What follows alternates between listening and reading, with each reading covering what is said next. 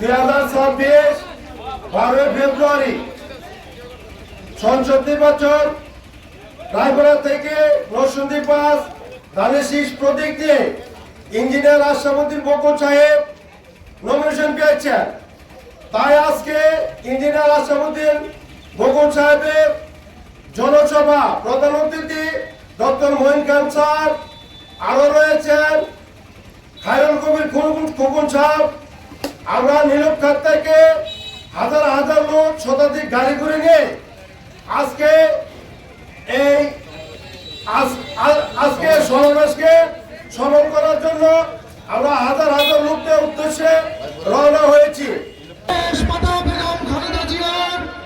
সুযোগ্য সন্তান জনাব তারেক রহমান সাহেব, যাকে নরসিংদী রায়পুরা উপজেলার ধানের শীষের কান্ডারি হিসেবে মনোনয়ন দিয়েছে।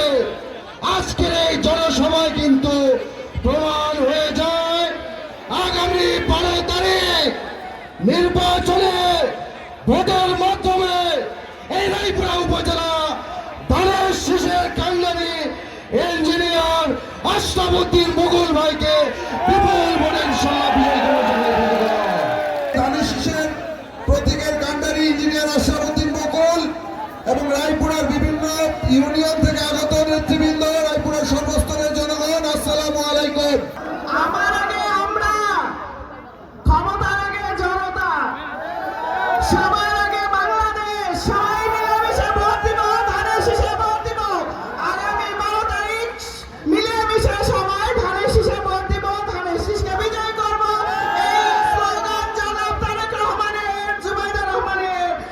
আমরা বিএনপি করি, জনাব তারেক রহমানের বিএনপি, বেগম খালেদা জিয়ার বিএনপি। আপনারা আজকে এসছেন, সবাই আপনারা বিএনপি করেন, সবাই মিলেমিশে ধানের শীষে ভোট দিবেন। মাত্র একদিনের নোটিশে আপনারা যেভাবে সবাই এসেছেন, আমরা আপনাদের কাছে চিরকৃতজ্ঞ এবং চিরঋণী। প্রতিদিন দেখতে পাচ্ছি আমাদের ধানের শীষের জনপ্রিয়তা আস্তে আস্তে বৃদ্ধি পাইতে পাইতে অনেক ঊর্ধ্বে উঠে গেছে ইনশাআল্লাহ। আর এর পিছনে আপনারা সবাই কাজ করেছেন। 166টা সেন্টারে 166টা কমিটি করেছেন, 268টা গ্রামে আপনারা ঘুরে ঘুরে বাড়ি বাড়ি গিয়ে গিয়ে আপনারা কাজ করেছেন, যেটা রায়পুরার ইতিহাসে একটা বিশাল অর্জন আমি মনে করি। দৈনিক আজকের বাংলা .net